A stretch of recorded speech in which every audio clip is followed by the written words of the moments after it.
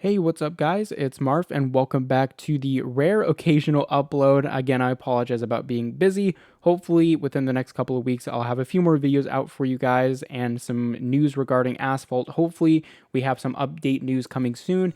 And I also have a special announcement to make, which I'll let you guys know about when the time comes, but that should be within the next 2 weeks or so. But anyway, let's talk today about Gear.Club Stradale. Now, if you saw my Horizon Chase 2 video, you'll know that I currently have an Apple Arcade trial subscription. I think that'll last around the next week or two, but I decided in the meantime to check out some of the other racing games available on Apple Arcade, and I remembered that Gear.Club Stradale was released a while ago and decided to go check it out because I remember playing the original Gear.Club a very long time ago. I didn't get too much into it because it was realistic focused and it also had a really bad gas system, if I remember correctly, so it just didn't really appeal to me that much.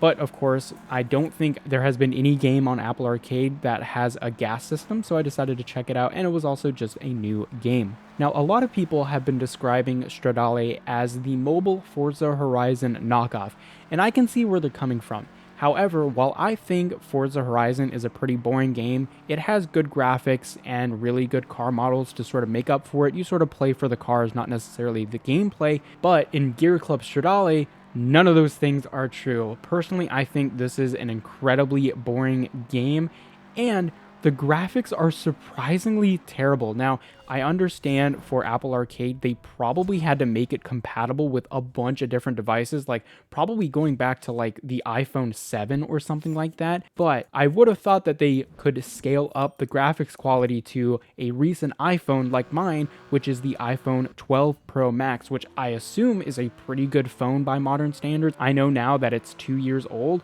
but the chip performances within the last couple of years hasn't been too big. Hey guys, sorry to interrupt this bit, but this is Future Marf here during the edit of this video, and I noticed that the release date of this game was actually April of this year.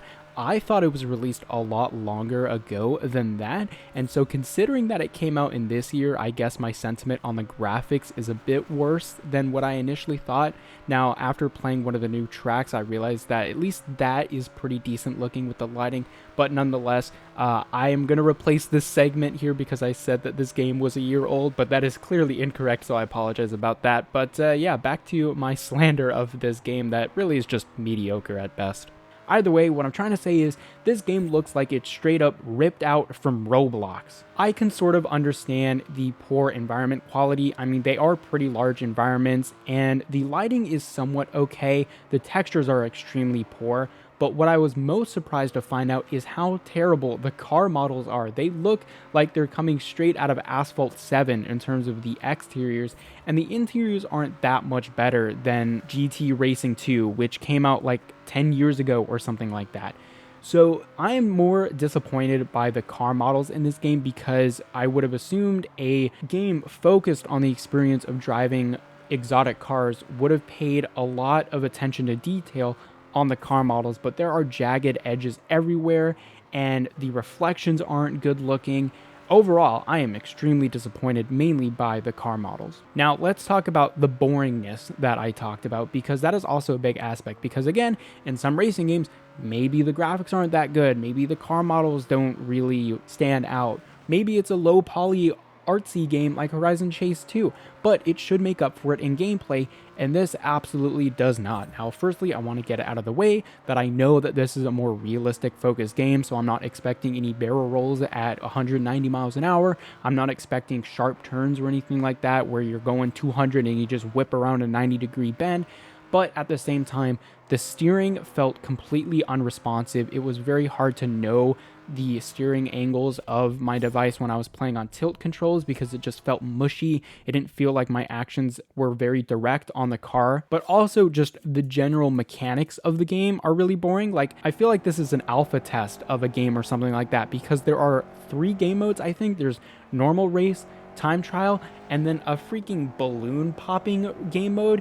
And if that doesn't scream we've run out of ideas, I don't know what does, because literally in this game mode you just drive around the same tracks as normal, but you just pop balloons and you just run into them with your car. Again, I have no idea if this is because they genuinely thought this was a good idea or if they really ran out of ideas for game modes in a racing game, but As soon as I saw this, I actually laughed because it was so pathetic sounding, and when I was driving in that game mode, I felt pathetic. I felt like there were so many other better uses of my time. The one thing that I'll give them credit for is the atmosphere of like the villa environment that they're going for, like living the luxury life, being in a very expensive Italian village and driving these exotic supercars and everything like that. It has the essence of a nice atmosphere. But again, the graphics are really bad. Sometimes the UI feels like it's just super buggy. The camera flies through objects, so you're just taken out of the immersion.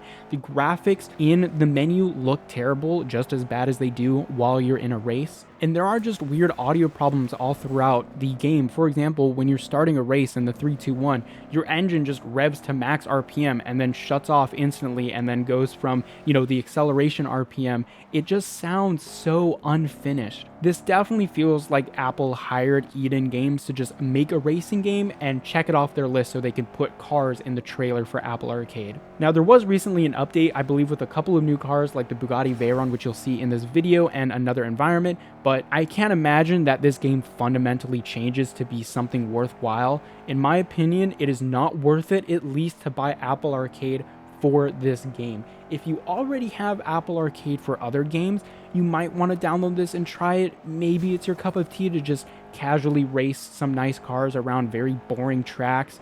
I don't know. For me, it's absolutely not worth it to keep the arcade subscription for this game.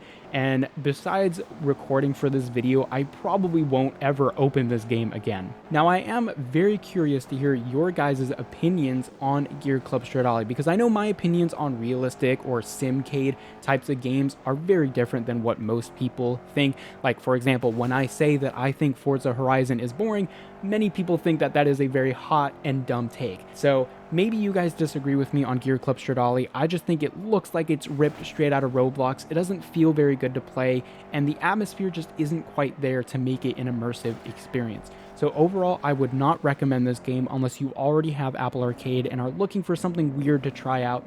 But yeah, that is your quick look at Gear.Club Stradale. I hope you guys enjoyed this video, and I will see you guys later.